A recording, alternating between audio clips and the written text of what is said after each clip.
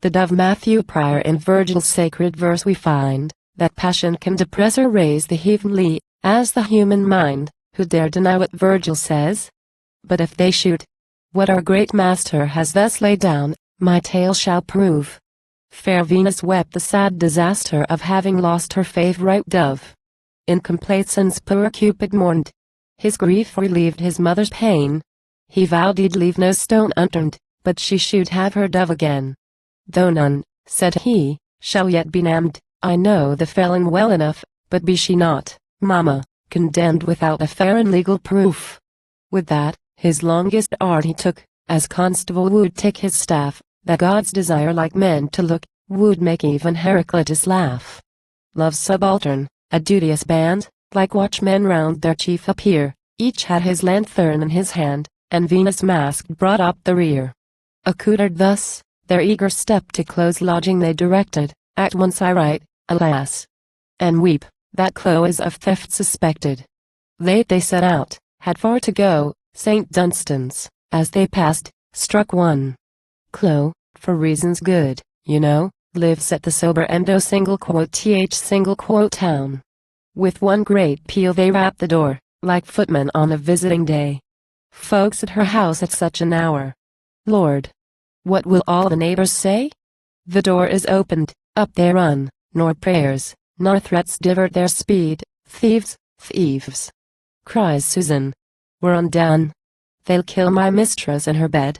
In bed indeed the nymph had been 3 hours, for all historians say, she commonly went up at 10, unless Piquet was in the way.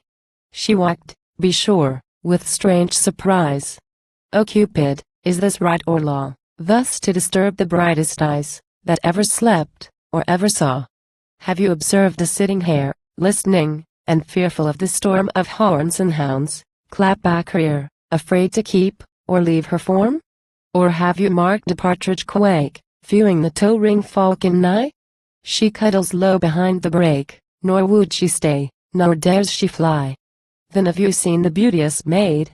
When gazing on her midnight foes, she turned each way her frighted head, then sunk it deep beneath the clothes. Venus this while was in the chamber incognito, for Susan said, it smelt so strong of myrrh and amber, and Susan is no lying maid. But since we have no present need of Venus for an episode, with Cupid let us e'en proceed.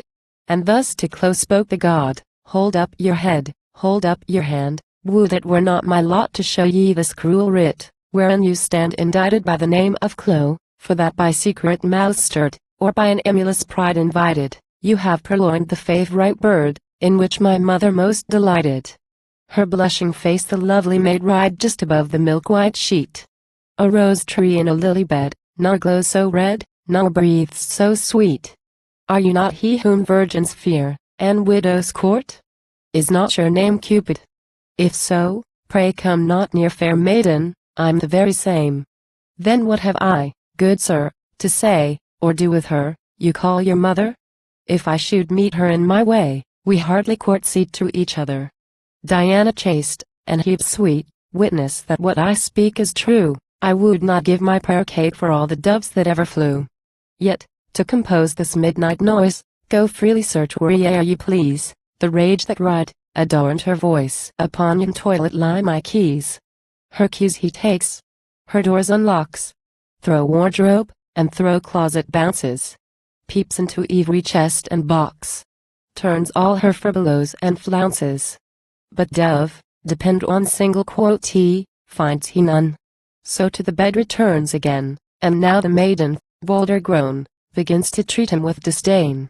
I marvel much, she smiling said, your poultry cannot yet be found, lies he in yonder slipper dead, or, maybe, in the teapot drowned? No, traitor, angry love replies, he's hid somewhere about your breast. A place, nor god, nor man denies, for Venus dove the proper nest. Search then, she said, put in your hand, and Cynthia, dear protectress, guard me, as guilty I, or free may stand, do thou, or punish, or reward me. But ah! What mate to love can trust? He scorns, and breaks all legal power, into her breast his hand he thrust, and in a moment forked it lower. Oh, whither do those fingers rove? cries Chloe, treacherous urchin, whither?